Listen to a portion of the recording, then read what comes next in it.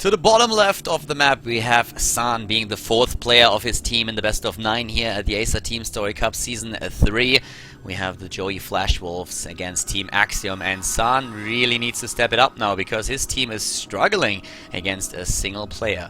The starting player to the top right for Team Axiom, it is Crank, and boy is he in shape today. This guy is bringing his A-game. He's pulling a Jason Statham right now. He's pulling the real Crank at this point. Just completely taking his opponent's team down. He's on steroids or something because he's just wrecking everybody. And San already saying in the lobby, yeah, he knows that Crank at this point is in a tip-top shape. Crank put itself, like, yeah, he said it was just luck. I don't really see that just being luck, the way that he was able to demolish Ian, Lenok, and then also, of course, Has. But let's see what San can do, because San, he is the 2nd Korean player in the lineup of the FlashWolves, and he's one of their best and one of their strongest, of course. But they are running out of players. This is another thing, whereas, of course, for Team Axiom, we have still the entire lineup just waiting to get a chance there. Maybe Ryang going to jump in very soon, and maybe Impact. The last time when I was actually playing with Team MVP versus KT Rollster, soccer that is, football, those two were playing with us as well, and Ryang was probably the unluckiest player in the entire match. Like, at one point I really was able to go really deep on the right side, and I kind of outplayed most of my opponents. Then 2 come on me, and Ryang is in the middle in front of the goal and there's nobody else. So he got the pass, and the only thing that he had to do was like shoot the ball into the goal, and he even missed that. Like, hit over the ball and fell down. He was just sitting there. I was like, today is not my day. And it definitely was not. So it was pretty, yeah, it was actually like quite fun to see that.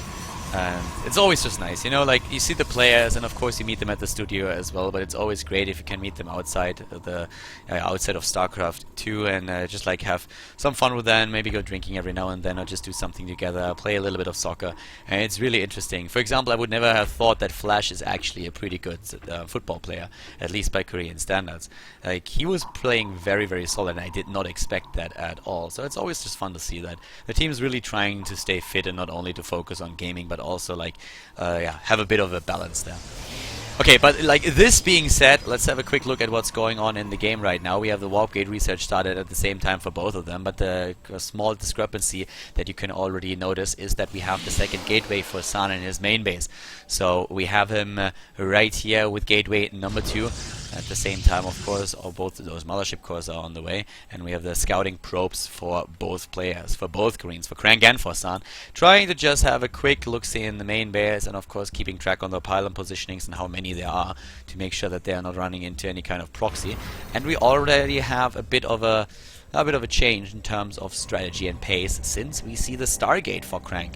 This time, not the what had been the last game, the tech into DTs, but the Stargate instead, and the double chrono boosted Stalker here for San, who really saved up some chrono boost energy, which also makes up for the small discrepancy in the harvesters that we see there.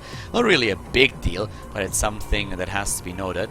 And San really wants to be aggressive. Like, he already has 3 stalks on the map, 3 against 1. He has the mothership core there, and I don't think that Crank identified this just yet. So we have a little bit of a battle going on there, and as you can see, well, he saw the 2nd gateway, so I think he has to be aware that he needs to be a little bit careful. But by now, it's 3 stalkers versus 2. It's soon going to be a lot more than that, since we have San with 2 additional ones. And here comes the blink. This is getting actually really interesting. I love it already. I mean, this is exactly what we were talking about earlier. Aggression at the beginning. The mothership core has enough energy for a photonova charge. Does drop it now, and that immediately triggers San to move back, and it is like, yeah, getting out of there as fast as he can.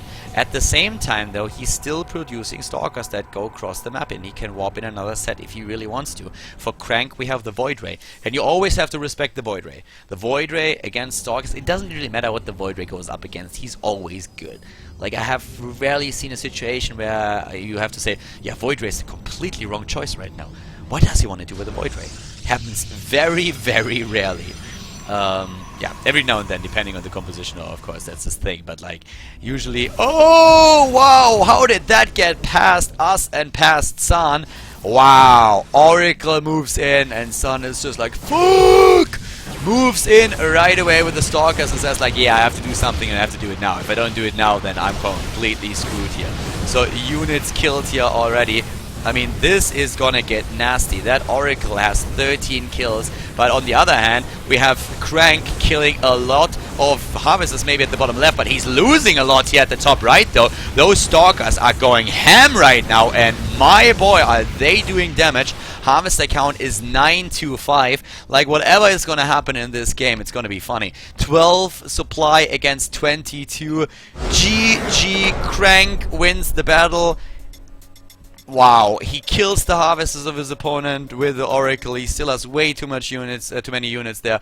San goes down in flames. It really didn't look all that bad. I mean, the Stalkers at the top really doing a lot of damage, but that Oracle sneaking past us, sneaking past San, right into the mineral line, taking down 14 Harvesters. And yes, San did a lot of damage at the top right as well, but in the end he lost the battle, he lost his army. The Oracle was still there, can still do damage. You can see it right over here, the units. There's nothing left for San over here at the unit counting station. We have still Oracle, Void Ray, and also, of course, then a couple of Zealots. Even with a lower Harvester count, it doesn't really matter. The only thing that Crank has to do is walk across the map and take it. GG, Crank with a 4-0 against the FlashWolves, and they are down to the ace player now.